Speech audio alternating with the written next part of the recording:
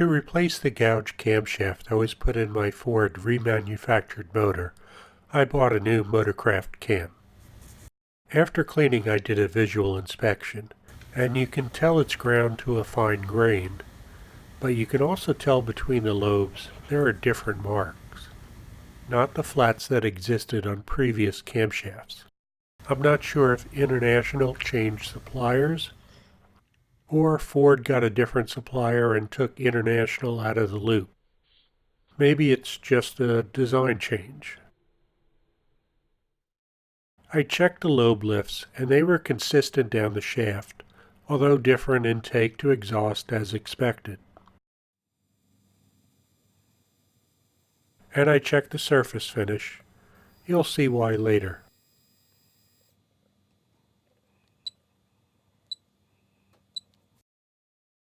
But during the visual inspection, I found this, a flaw in the metal. That's actually a little cavity under there. So the cam went back to Tasca. The salesman was disappointed that I did not take him up on his offer to get me another, so they ate shipping both ways. I already have $16,000 of Ford mistakes sitting in my garage. This has to come to an end. After sending the Ford cam back, I went for the Colt Cam Series 2 for the second attempt. It has more lift than I wanted, but the camshaft seems to have a good reputation. As I open the box, there is oil everywhere. Most likely it was stored in a hot and humid environment. The protective oil flowed off, and rust formed on the cam surfaces.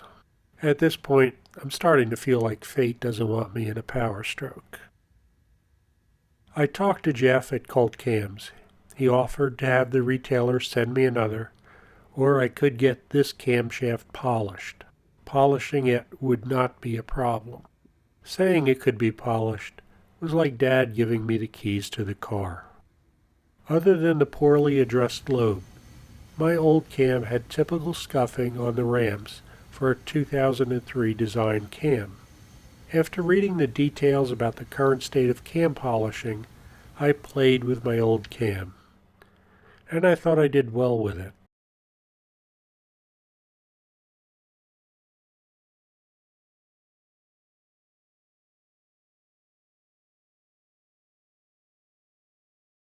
The aftermarket cams do not come with a gear attached, and I could not find any good videos about flipping these, so I'll show you what I did.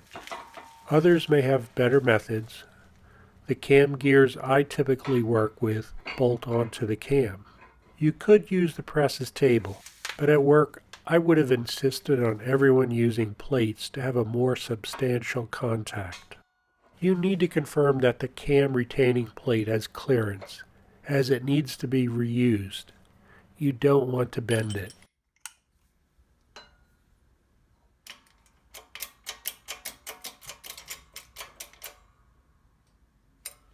I sealed up empty boxes to catch the cam as it falls.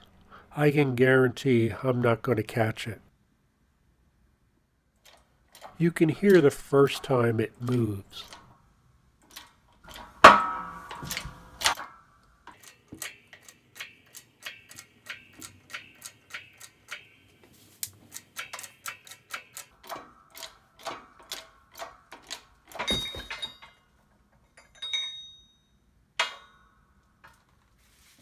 I moved the blocks for a closer fit during the gear install.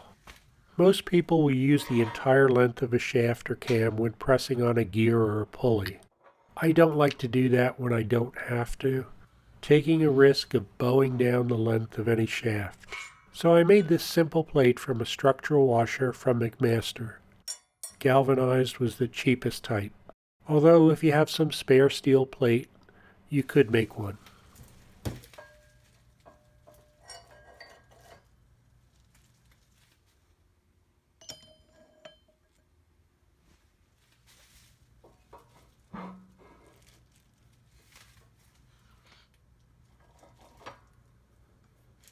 The indexing of the gear is a classic round peg in a square hole.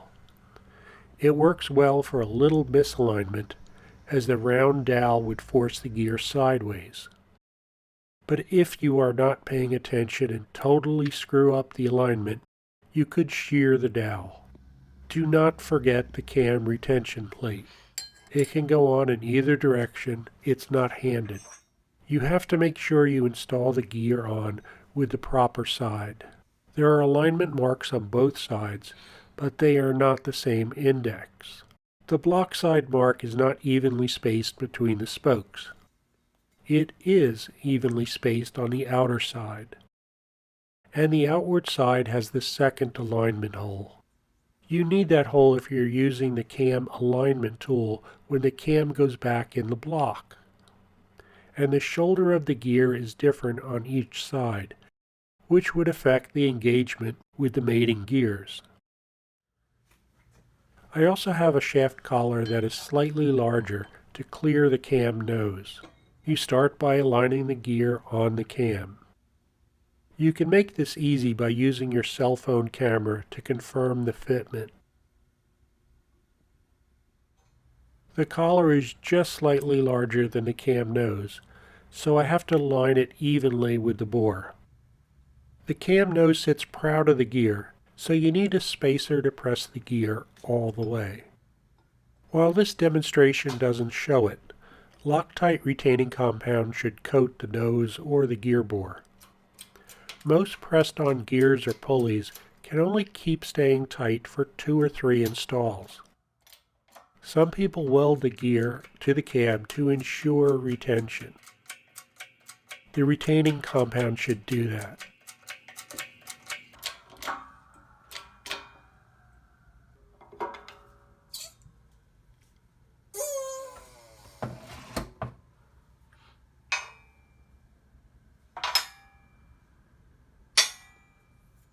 There are several versions of Loctite's retaining compound.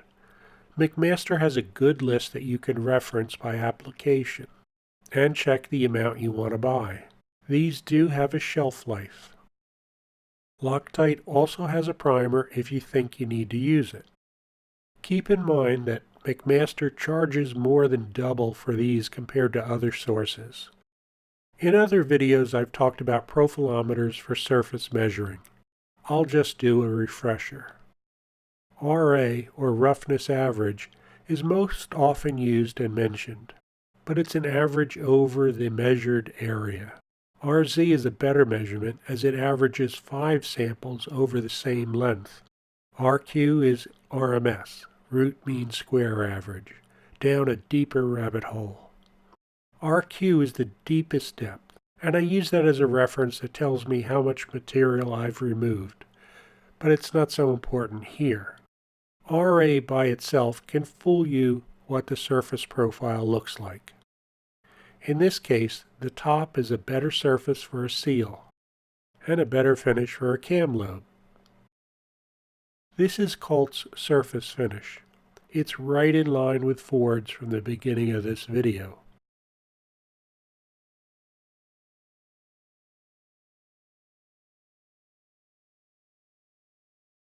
Mala has literature about crankshaft polishing. Publications like Engine Builder also talks about the subject for both crankshafts and cams, and there's much more literature out there.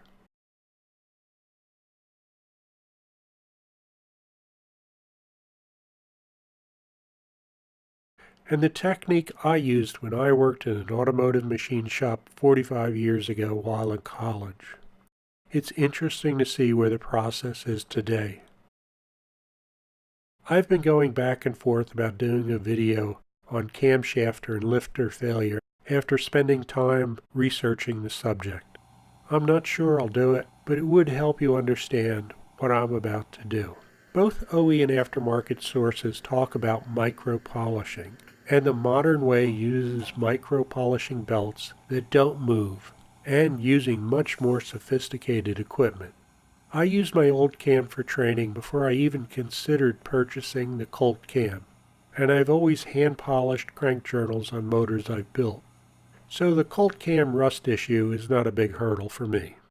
What I found interesting after I polished the Colt lobes was he must have been using a CBN wheel rather than historic stone wheels. These are very distinctive patterns once the fuzz is polished off. I'll show the method I used with both cams, based on the CNC micro belt polishing process. It's way less intensive than done by the old spinning belt polishers, and more accurate. I used one of my drafting erasers as a contact block to even out the contact pressure, and I limited my rotations to about 10 revolutions per direction per grit. You can witness a degree of polishing between the lobe being worked on to the lobe on the left as I go through the finer abrasives by the change in reflection. As you can imagine, the cam needs to be washed and cleaned multiple times after doing this.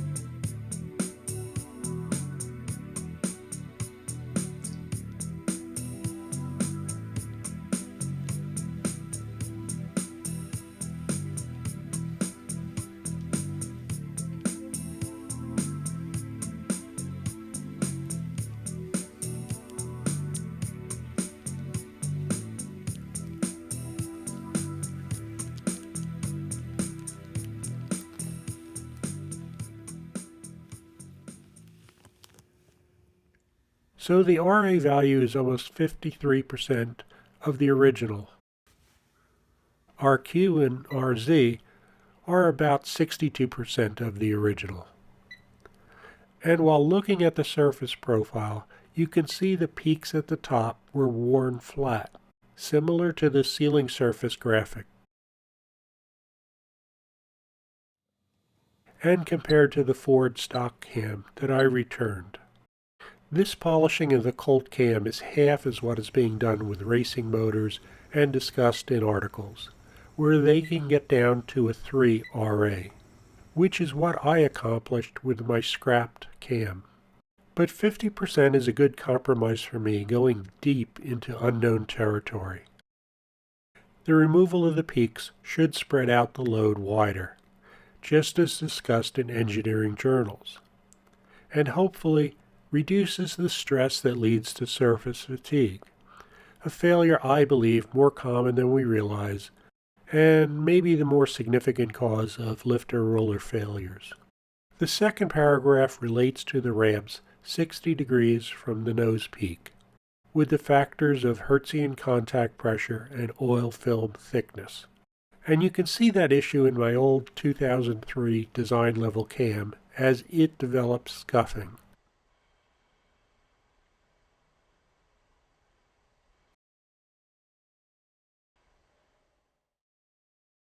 The Hertzian contact pressure is significant with the 6-liter, even with stock springs.